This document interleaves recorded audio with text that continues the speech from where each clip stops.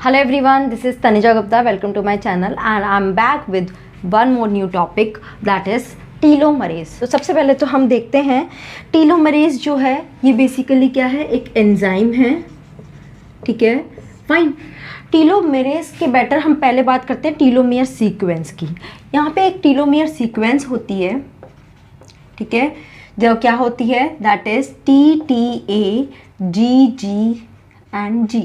This is 3' to 5' sequence, sorry 5' to 3' sequence. ठीक है, ये टीलोमेयर सीक्वेंस कहाँ पे प्रेजेंट होती है? जो आप अगर क्रोमोसोम का स्ट्रक्चर देखते हैं तो मोस्टली जो ये एंड्स होते हैं, अगर इनका अलग से पिक्चर देखा जाए तो ये बहुत ही ब्राइट एंड्स, ब्राइट स्पॉट नज़र आते हैं। ठीक है, ये ब्राइट जो स्पॉट होते हैं ये एक्चुअली यहाँ पर क्या सीक्वेंस प्रेजेंट होती है, टीलोमेयर सीक्वेंस प्रेजेंट होती है। ठीक है, अब होता क्या है, ये यहाँ पे एक कैपिंग की तरह काम करती है ताकि ये इसके एंड्स को प्रोटेक्ट कर सके। क्या करती है, एक कैपिंग का काम करती है टीलोमेयर के एंड पे ताकि ये इसको प्रोटेक्ट कर सके। तो they are acting as a protecting cap. ठीक है, ओके। अब ये ऐसा क्यों है कि इसको प्रोटेक्ट करना पड़ता है? चलिए अब हम थोड़ा सा रेप्लिकेशन की तरफ देखते हैं कि ड्यूरिंग रेप्लिकेशन अगर आपने ध्यान दिया हो, रेप्लिकेशन जब होता है प्रोकैरियोट्स में, तो प्रोकैरियोट्स में सर्कुलर रेप्लिकेशन होता है। ठीक है, कि मतलब यहाँ से प्राइमर ऐड हुआ, प्राइमर ऐड होने के बाद यहाँ से क्या होता है, जो डीएनए पॉलीमरेज है डीएनए को सिंथेसाइज कर देता है ऐसे। ठीक है, बट जब ये प्राइमर रिमूव होगा तो बैक से जो डीएनए सिंथेसाइज होता आ रहा है वही क्या करेगा, इस गैप को फुलफिल कर देता है। तो प्रोकैरियोट में तो इस तरह का प्रॉब्लम अराइज नहीं होता, बट यूकैरियोट्स में क्या होता है, जो रेप्लिकेशन होता है वो लीनियर फॉर्म में होता है। मतलब कि ऐसे थोड़े थोड़े दूरी में क्या होते हैं, रेप्लिकेशन बबल्स बनते हैं। तो this is the replication bubble I am making. ठीक है, this is the 5' to 3' and this is 3' to 5'। ठीक है, जब मैंने आपको रेप्लिकेशन पढ़ाया था उस वक्त भी मैंने आपको बताया था कि रेप्लिकेशन यहाँ बीच के एंड से स्टार्ट होता है और दोनों ही जगह एक लीडिंग और एक लैगिंग स्ट्रैंड बनता है। ठीक है, अब ये एंड है 5 to 3, तो दिस इज 3' एंड 5'। ठीक है, तो यहाँ पे क्या होगा, 3' से इस तरफ जो बनेगा this will be leading strand. ठीक है, तो ये देखो इस डायरेक्शन में ये यहाँ पे क्या बन गया, लीडिंग स्ट्रैंड। ओके, बट यहाँ पे हमने क्या ऐड किया है, एक छोटा सा प्राइमर यहाँ पे ऐड हुआ है। ठीक है, जब हमने लैगिंग स्ट्रैंड जनरेट करना होता है तो क्या होता है, बिकॉज ये 5 to 3' डायरेक्शन में है, तो अब क्या है, इसमें भी यहाँ से स्टार्ट करना है, बट यहाँ पे छोटे छोटे छोटे बार बार क्या करने पड़ते हैं, हमको प्राइमर ऐड करने पड़ते हैं, राइट। ठीक है, और इससे क्या होता है, यहाँ पे डीएनए सिंथेसाइज होता है डीएनए पॉलीमरेज की हेल्प से। ओके, सेम यहाँ पर ही होगा, यहाँ पे भी 3 to 5 है। ओके, तो यहाँ पे क्या होगा, this will be like this. ठीक है, ये यहाँ पे छोटा सा प्राइमर हुआ, यहाँ पे भी small small primer would be there, और इस तरह से ये पूरा डीएनए सिंथेसाइज होता है। अंडरस्टूड, ये तो बात एक सिंपल सी है जो हमने एप्लीकेशन में पढ़ी। अब प्रॉब्लम क्या होती है, जो ये वाला जब प्राइमर हटता है, जब ये प्राइमर रिमूव होता है तो क्या होता है, बैक से ऑलरेडी एक डीएनए पॉलीमरेज से डीएनए सीक्वेंस सिंथेसाइज हो रहा है, तो वो क्या करता है, इस वाले गैप को फुलफिल कर देता है, राइट। ठीक है, यहाँ पे जो प्राइमर हटता है ये भी इसके बैक वाले से फुलफिल हो जाता है, ये भी इससे बैक। बट प्रॉब्लम आती है ये वाला, जब ये प्राइमर हटता है तो क्या होता है, इसके आगे प्राइमर ऐड करने की स्पेस नहीं होती है। अगर मतलब यहाँ प्राइमर ऐड किया, इट विल फॉल डाउन, ठीक है, बियॉन्ड इट्स लेंथ। तो यहाँ पे हम अलग से अब क्या होगा, डीएनए पॉलीमरेज को सिंथेसाइज करने के लिए उसको शुरू में एक प्राइमर चाहिए, बट अगर यहाँ पे प्राइमर हटाएंगे तो उसके बाद का जो सीक्वेंस है, जो ये क्या हो जाता है, लैग कर जाता है, क्योंकि ये सिंथेसाइज नहीं हो पाता। ऐसा ही प्रॉब्लम यहाँ पे होता है, this sequence get synthesize again, this again, but ये वाला प्राइमर जैसे ही रिमूव हुआ ये सिंथेसाइज नहीं हो पाता। तो अल्टीमेटली मेरे पास क्या रिजल्ट आता है, ये दो सीक्वेंस मुझे मिलती है। ठीक है, ये तो पेरेंटल सीक्वेंस है, ओके फाइन, बट इसका जब डॉटर सीक्वेंस बनती है तो वो किस तरह की बनती है, it will be like this.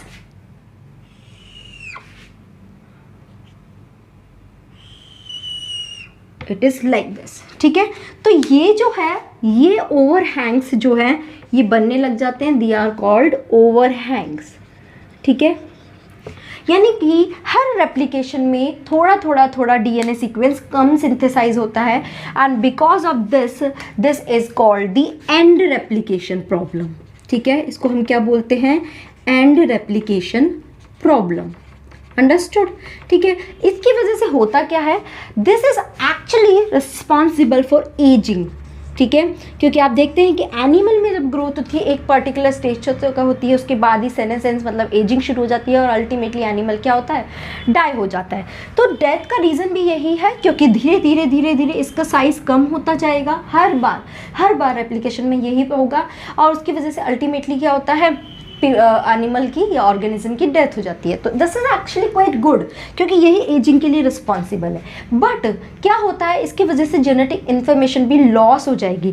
तो अभी उस एनिमल में तो प्रॉब्लम नहीं है कि वो एनिमल का जितना एज है तब तक वो जितना डीएनए सर्वाइव मतलब जितना डीएनए सिंथेसाइज होगा, ओके फाइन, ठीक है। बट अब उस एनिमल से जब न्यू जनरेशन अराइज होना है, ठीक है, उससे अगर उसका चिल्ड्रन पैदा होना है, तो उस चिल्ड्रन में वो इन्फॉर्मेशन अगर कम जाएगी तो it will be a problem. तो उसमें क्या होता है, certain cells called germ cells you must know, जो क्या करती है, ओवा और स्पर्म सिंथेसाइज करती है, एंड स्टेम सेल्स, ठीक है, एंड कैंसर सेल। इन 3 सेल्स में एक पर्टिकुलर स्पेशलिटी होती है, they contain this enzyme called telomerase enzyme, जिसकी वजह से ये एंड रेप्लिकेशन प्रॉब्लम को प्रोटेक्ट कर लेते हैं और उसको रिकवर कर लेते हैं, ताकि जो भी जेनेटिक इन्फॉर्मेशन है उसका लॉस ना हो। ठीक है, तो चलिए अब हम देखते हैं कि टीलोमरेज इन 3 सेल में कैसे काम करता है। सी सोमेटिक सेल्स में टीलोमरेज नहीं होता है, बिकॉज सोमेटिक सेल्स तो धीरे धीरे धीरे एजिंग प्रोसेस में जाएगा और धीरे धीरे अल्टीमेटली डाई हो जाएगा। Okay, so now let's have a look कि how telomerase work in these 3 type of cells. Okay, understood? I hope यहाँ तक समझ में आया होगा कि एंड रेप्लिकेशन प्रॉब्लम क्या होता है, ये समझना ज़्यादा ज़रूरी है। ओके, चलिए अब देखते हैं कैसे काम करता है। ओके, तो अब मैंने आपको क्या बताया कि ये जो क्रोमोसोम होता है, इसमें यहाँ पे एंड पर टीलोमियर सीक्वेंस होती है। ठीक है, अभी मैं आपको थोड़ी देर पहले ही बता चुकी हूँ। और टीलोमियर सीक्वेंस क्या होती है, TTAGGG। तो ये जो 3 तरह की सेल होती है, इसमें इसके 3 प्राइम एंड पे टीलोमियर सीक्वेंस प्रेजेंट होती है। जैसे कि यहाँ पे ये 5 प्राइम टू 3 प्राइम है, और यहाँ पे TTAGG ऐसे रिपीट्स होते हैं। ठीक है, फाइन। और ये हो गया, ये तो 3 प्राइम एंड हो गया, and this is 3 prime to 5 prime, जो आपका शॉर्ट बना है। क्लियर? ठीक है, मैं एक ही ले रही हूँ। अब यहाँ पे क्या होता है, ये जो एंजाइम होता है टीलोमरेज, इसकी क्या खासियत होती है। सबसे पहले it is a reverse transcriptase enzyme, मतलब कि ये क्या करता है, बेसिकली ये राइबोन्यूक्लियोप्रोटीन होता है। क्या होता है, राइबोन्यूक्लियोप्रोटीन। ओके, तो ये क्या करता है, आरएनए इसके अंदर एक टेम्पलेट होता है, इसके अंदर आरएनए का सीक्वेंस होता है, और उस आरएनए से क्या बनाता है, ये डीएनए बनाता है। यानी कि हम कह सकते हैं it is a RNA dependent, ठीक है, आरएनए डिपेंडेंट डीएनए पॉलीमरेज। ठीक है, ओके, तो इसमें आरएनए की एक सीक्वेंस होती है, एंड वो सीक्वेंस क्या होती है, that sequence is from 3 prime to 5 prime होती है। ठीक है, इसकी ही ऑपोजिट होती है, दैट इज व्हाट, AAU, क्योंकि आरएनए है इसलिए मैं एक ही जगह यहाँ पे यू ले रही हूँ, CCC। This is the sequence present in telomerase. Okay, तो अब क्या होता है, टीलोमेरेज यहाँ पे आता है और इस सीक्वेंस को रिकॉग्नाइज करता है। ठीक है, ओके, जस्ट 1 मिनट। टीलोमेरेज सीक्वेंस आया और इसने इसको यहाँ पे रिकॉग्नाइज किया।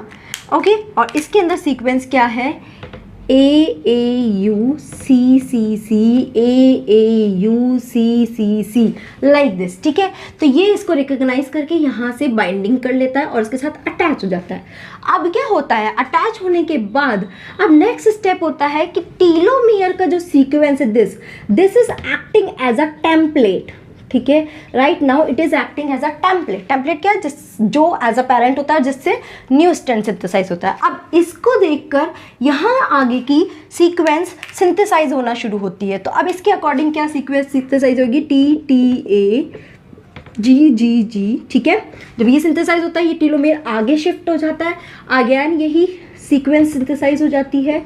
ठीक है। तो इस तरह से एक लॉन्ग स्ट्रेच जब सिंथेसाइज हो जाता है तो अब क्या करता है, अब टीलोमियर ने क्या किया कि अब तो मेरा यहाँ पे काम हुआ, यहाँ पे मेरा सिंथेसाइज हो गया, ठीक है। और ये टीलोमियर क्या होगा,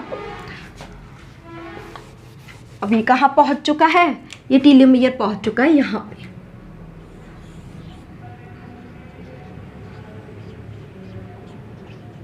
ठीक है, यहाँ तक उसने सीक्वेंस को सिंथेसाइज कर दिया। किसके सीक्वेंस को, जो ओवरहैंग कर रही थी, ठीक है, जिसमें प्रॉब्लम नहीं है, पर वहाँ पे क्या है, यहाँ पर ही टीलोमियर सीक्वेंस प्रेजेंट होती है। I hope you are getting, ठीक है। अब क्या करता है, अब वापस इसमें डीएनए पॉलीमरेज आता है, और डीएनए पॉलीमरेज क्या करता है, अब इस वाले स्ट्रेच को एज अ टेम्पलेट यूज करता है, ठीक है, क्योंकि इतना सीक्वेंस इसका मिसिंग था, इतना सीक्वेंस इसका मिस हो गया। अब इस वाले टेम्पलेट को एज अ टेम्पलेट यूज़ करता है सीक्वेंस को, अब वापस बैक डायरेक्शन में सिंथेसाइज करना शुरू कर देता है। और इसको क्या करता है, इसको कैसे काम करता है, एज अ प्राइमर यूज़ करता है। क्या यूज़ करता है, यहाँ पे डीएनए पॉलीमरेज आता है, ठीक है, और वो क्या करता है, एज अ प्राइमर इसको यूज़ करके वापस सीक्वेंस सिंथेसाइज करता है। सी यहाँ पे आ गया सी देन टी ठीक है।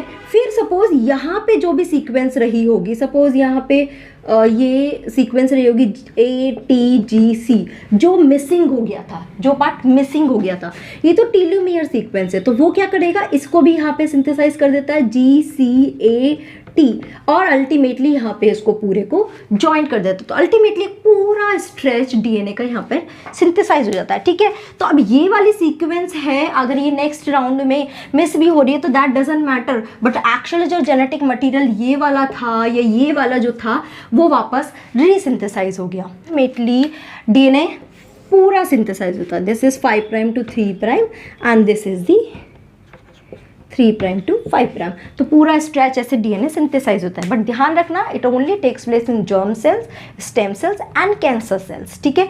कैंसर सेल्स में भी आपने सुना है कि अनकंट्रोल ग्रोथ होती है, दैट इज ऑल्सो बिकॉज यहाँ पे टीलोमेरेज प्रेजेंट होता है। तो कभी एजिंग ही नहीं होती है, वो सेल की डेथ ही कभी नहीं होती है। तो अगर किसी तरह से हम उसमें टीलोमेरेज एंजाइम को इनएक्टिव कर दे या उसकी एक्टिविटी को कंट्रोल कर दे, तो anyhow we can control over cancer also, ठीक है, हम कैंसर को भी कंट्रोल कर सकते हैं। So this is all about telomerase. I hope this is clear to all of you. If you still have any doubt, please put your query in comment box. I will definitely clear your query. So thank you so much guys for watching this video. Thanks a lot.